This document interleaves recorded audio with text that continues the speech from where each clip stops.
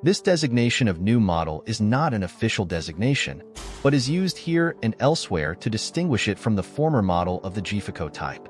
Factory literature designates it as Model 1920. The 25 auto arm is built on a smaller but similar frame.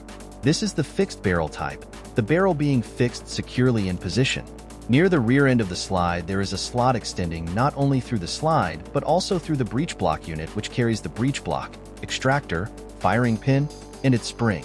A sliding block fills the slot and locks the slide and breech block units together. This little block may be removed by raising a spring-loaded latch which extends toward the rear. In the case of the 25 auto model, the rear sight is mounted on this sliding block, but on the 32 auto, 9mm, and 22 caliber models, the rear sight is mounted in front of the block. Removal of this block releases the slide, which can be slid forward over the barrel, and also releases the breech block unit, which can be slid off the rear of the frame. The recoil spring, together with a sleeve which covers its rear portion, remains in the slide and can only be removed by unscrewing a small, threaded, circular plate against which the front end of the spring rests. The sleeve surrounding the rear end of the spring serves not only as a stop for the spring, but it covers about half of the shell ejection port to keep dirt out, as in the Walther Model 7, when the action is closed.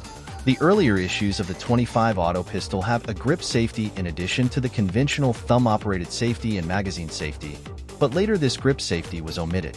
Specimen number 102,971, and those having lower numbers have the grip safety, while specimen number 112,470 and those having higher numbers do not.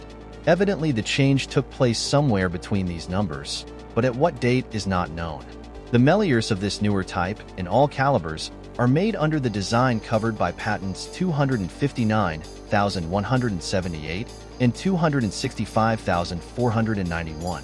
According to Hogg and Weeks, in their book Pistols of the World, the Rabar Company began life as Rabar and de Kerkhove, which manufactured low-cost pocket revolvers in the 1890s. However, according to John Walter, in his Dictionary of Guns and Gunmakers, a company by the name of Manufacture Liégeois d'Armes à Feu, Rabar and Company, SA already had a London office in the period 1882 to 1884. In any case, it was the latter company, known in short as Rabar and Company, that manufactured pistols under the name Melior. Their first auto pistol appeared in 1907 and was updated in 1911. After the appearance of the new model around 1920, the older gun became known retroactively as the old model Melior. The design of the new model is derivative in many of its individual parts, though unique as a whole, and may be of interest to some as a brief chapter in the history of self-loading pistols. Indeed, Matthews, in his book Firearms Identification, Volume 1, indicates that it was the later version of the gun that lacks the grip safety, rather than the early version.